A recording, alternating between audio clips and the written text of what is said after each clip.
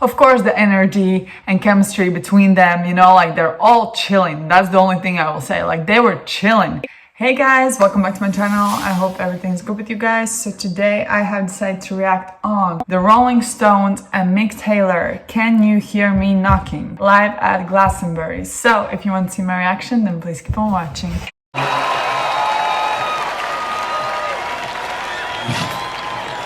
the next one. Lord. Now I tell you something I want to bring out for you. An old friend of ours on the guitar who's going to play with us on this next tune. Mick Taylor, Mick.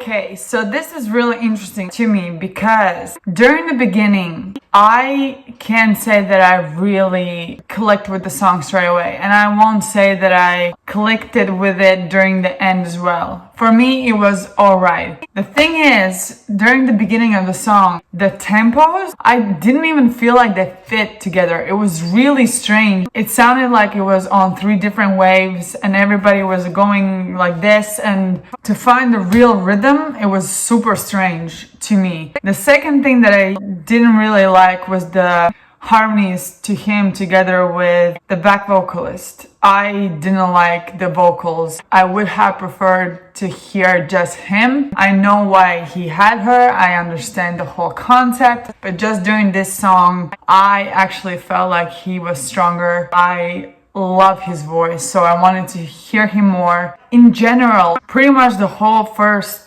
few minutes, I enjoy his voice and I have always loved the way Jagger just performs, but I can say that this was one of my favorite performances of his. But then the instrumentation came in, and that was the thing that turned things around for me, because during the beginning I didn't like the things that I just explained. I thought it was a bit boring during the beginning, but then the tables turned, because oh my god, the guitars came in, and for me personally, my favorite part of the whole song was the saxophone. I thought that was absolutely gorgeous. That was my favorite part from the whole performance.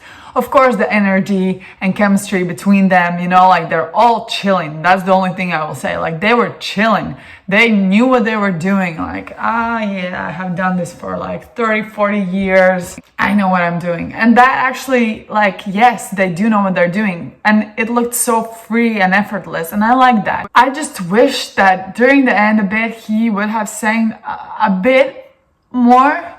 But the saxophonist, like, the guy who played the saxophone, that was absolutely amazing. And the riffs that he was doing, the guitar afterwards did the same riffs, and that's impressive as well. But for me, the saxophone was my favorite part, and the second favorite part was during the end when the guitar came together with saxophone and they did the same riffs, and that sounded beautiful. For me, there were just a lot of things that I don't know, like the guitar solo. I know that he was a guest, and that is the reason why he was playing as long as he was. For me personally, I thought it was beautiful, but I thought it was too stretched out, because it was like in a long run, you know. It wasn't like he played the, you know, Mick Jagger sang and then again, like it was just too long of a stretch for one instrument in general, in my opinion. The saxophone part was just so beautiful, and I loved the way the band just supported him, and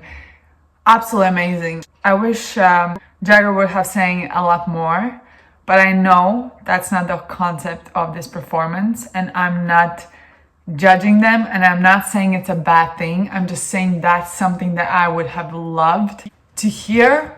But it doesn't mean that it was bad. It wasn't bad. I enjoyed it. It was just those little parts, those little things that I mentioned. I didn't like the back vocalist together with Jagger. I'm not saying she's bad or she's always like that. I just didn't like them together.